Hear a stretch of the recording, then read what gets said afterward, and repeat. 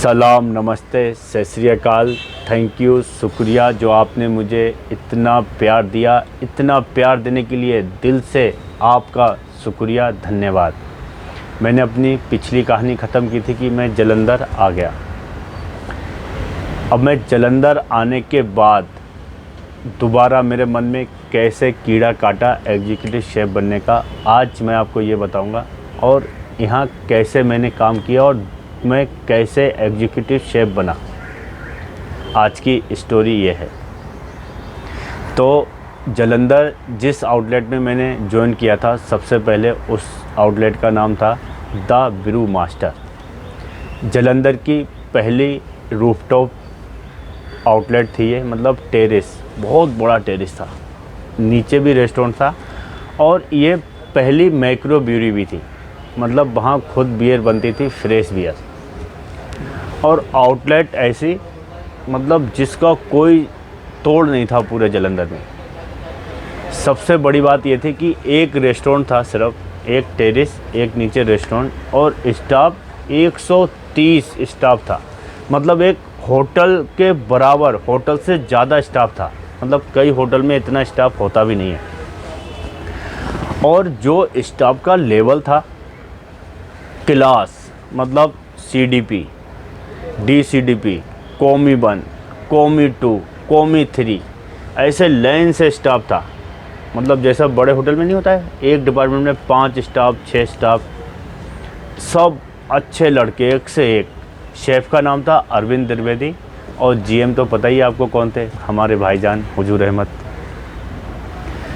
और मैं भी वहाँ था, मैं बेकरी में था और एक लड़का और था बेकरी में, कॉमी 1। अब हम 2 लोग बेकरी में। क्या काम था हमारे 2 के लिए? तो मुझे कुछ काम नहीं करना था, बस जिस दिन वो लड़का नहीं होगा उस दिन मैं काम करता था, कुछ हो तो। नहीं तो मुझे सिर्फ शाम को बुफे देखना था और टेरेस पे घूमना था। किसी गेस्ट की कंप्लेन आए तो उससे मिलना था। और हुजूर भाई की क्या ख़ास बात थी कि मुझे वो सब गेस्टों से मिलाते थे। ये आलम, ये है आलम शेफ़, हमारा दोस्त बाहर से आया है, ऐसा मतलब कुछ इसको बना के खिलाओ। आलम मुझे बोलते थे कि आलम ये हमारे ख़ास हैं, कुछ खिलाओ तुम।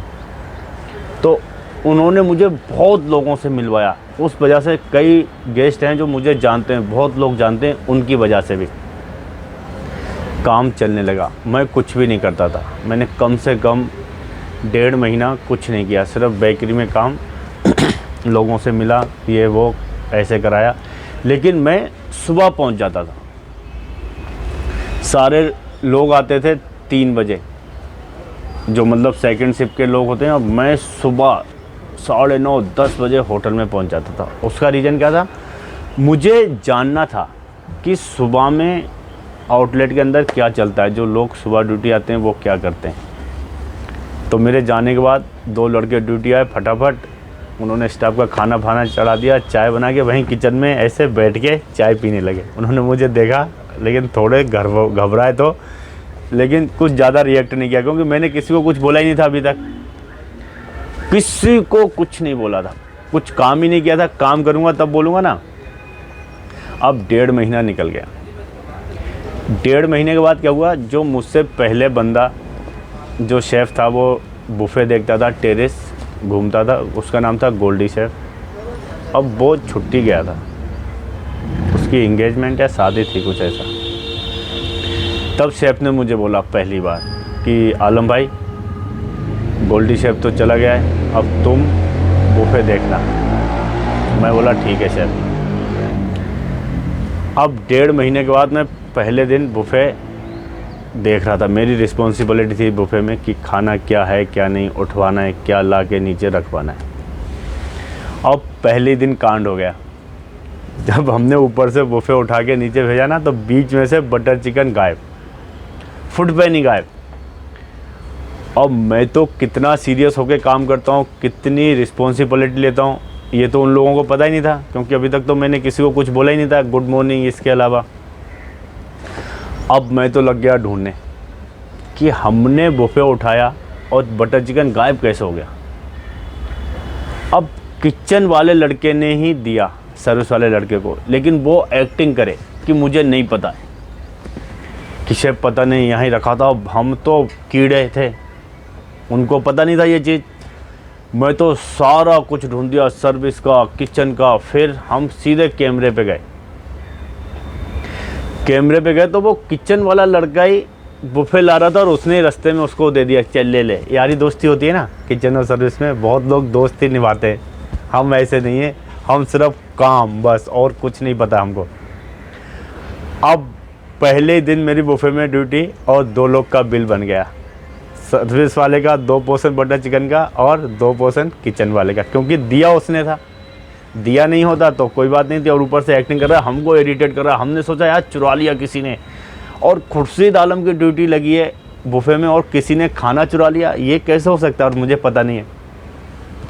पहले दिन बिल बन गया और बवाल हो गया। पहली बार मतलब बिल बना था, उससे पहले गोल्डी शेफ ने बनवाया नहीं था, वह भी दोस्ती थी। अब फेमस हो गया मैं पहले ही दिन कि यार ये तो बहुत ख़राब है, इसने कल 2 लोग का बिल बना दिया 1000 रुपए का, ऐसा ऐसे हो गया। ऐसे ही काम चलता रहा। अब मैं बेकरी में कभी कभी काम करता था, जैसे लड़का नहीं होता था। तो एक दिन मैं काम कर रहा था और हुजूर भाई आए, बोले अबे तुमको यहाँ काम करने के लिए बुलाया है? अरे काम ही करना था तो यहाँ क्यों आए इतनी दूर, वहीं कर दे, घूमो एंजॉय करो बस, ऐसा हुजूर भाई ने बोला मुझे। सेम ऐसा मैं एक दिन काम कर रहा था तो हमारे एमडी सर आ गए, चड्डा सर। उन्होंने बोला आलम जी आपकी स्टेफनी कहाँ है, आप काम कर रहे हो शेफ साहब? उन्होंने ऐसा बोला। तो मतलब ये सुन के अच्छा लगता है कि यार यहाँ के जो एमडी हैं वो भी समझदार हैं, जीएम तो फिर है ही है समझदार, कि मतलब उनको पता है कि कौन बंदा क्या कर सकता है और किसका क्या काम है। मतलब तुमने अगर शेफ बनना है या तुमने आगे बढ़ना है तो तुमने क्या रेंज छोड़ना पड़ता है। अगर तुम रेंज से चिपके रहोगे, मतलब कि काम ही करते रहोगे, तो तुम आगे नहीं बढ़ सकते, क्योंकि तुम वो जगह खाली नहीं कर रहे हो अपने जूनियर के लिए। जब तुम्हारा जूनियर यहाँ आएगा तुम्हारी जगह पे, तभी तो तुम आगे बढ़ोगे। तो सबके लिए ये मैसेज है, अगर आप शेफ बनना चाहते हैं, आप सीडीपी बनना चाहते हैं, तो आप अपनी जगह खाली करो, अपने नीचे वाले को दो और ऊपर के काम करो, रिस्पॉन्सिबिलिटी लो। अगर आप जिम्मेदारी लोगे तो कोई ना कोई तुम्हें देखता है। ये मत सोचो कि यार हमारा कुछ भला नहीं हो रहा है, हम कुछ आगे नहीं बढ़ पा रहे हैं। कोई देखता है तुम्हें, तुम बढ़ जाओगे आगे। ये चीज़ का ध्यान रखो बस। ज़रूरी नहीं है वो तुम्हें बताएगा आके। बस ऐसे ही काम चलने लगा, मेरा कीड़ा काटने लगा दिमाग में कि यार अब मैंने भी शेफ़ बनना है। तो थोड़े दिन के बाद क्या हुआ, गोल्डी शेफ़ का ट्रांसफ़र हो गया लुधियाना, उसको एग्जीक्यूटिव शेफ़ बना के लुधियाना भेजा गया। फिर मैंने हुजूर भाई को बोला कि यार कि सर मैंने भी बनना है शेफ़। तो उन्होंने मेरी तरफ देखा और वो क्या है, मस्ती बहुत करते हैं। बोले अबे भैया शेफ़ बनेगा, क्या करोगे शेफ़ बन के, कोस्टिंग निकालना आता है? मैं बोला सर क्या नहीं आता है, क्या बात कर रहे हो आप? बोले अच्छा निकाल के बताओ हमें। फिर मैंने उन्हें बताया कि ऐसे ऐसे कोस्टिंग करते हैं। बोले बन कर लोगे तुम, साले हमारा नाम तो नहीं ख़राब करोगे? मैं बोला क्या बात कर रहे हो सर, आपका नाम ख़राब करेगा आपका भाई। उन्होंने मुझे ऐसा बोला मस्ती में, लेकिन उन्होंने ही अप्रोच किया आगे पंकज सर को। पंकज गुलोटी एक बड़ा नाम, ये ऊना होटल था ग्रुप, उनके जो सबसे मेन थे डायरेक्टर वो पंकज गुलोटी सर थे। और ऊना और ब्रू मास्टर एक ही थे, मतलब बोलते ना सिस्टर एंड ब्रदर, वो एक ही थे।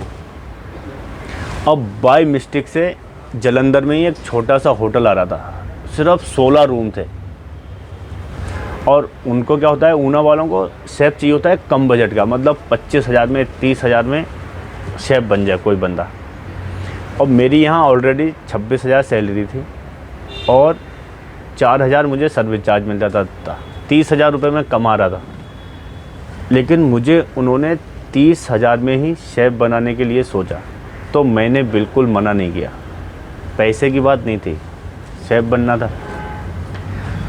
और हमने बहुत कुछ सीखा ब्रू मास्टर में, इतना काम होता था। फिर अरविंद शेफ़ ने मुझे और गोल्डी को ऑफिस में बुलाया अपने, फिर हमको कोस्टिंग बताई कि मतलब वो कैसे कोस्टिंग निकालते हैं, फूड कोस्टिंग। तो हमने पूरा लिखा, उन्होंने बहुत आसान तरीका बताया, हमें डायरी में लिखवाया कि ऐसे करके ऐसे करना है, अपने आप निकल जाएगा कितना % तुम्हारा कोस्टिंग आई। ये उन्होंने बताई। फिर गोल्डी को भेज दिया वहाँ, तो शेफ़ ने गोल्डी शेफ़ के साथ एक लड़का भी दिया किचन से जो उसको पसंद था, 1-2, लेकिन मुझे भी बोला था देंगे, लेकिन मुझे नहीं दिया। अब क्यों नहीं दिया ये तो शेफ़ बता सकते हैं। तो जब मैं वहाँ गया 2014 में, होटल का नाम था AGI, और उस टाइम मेरी फैमिली भी आई थी।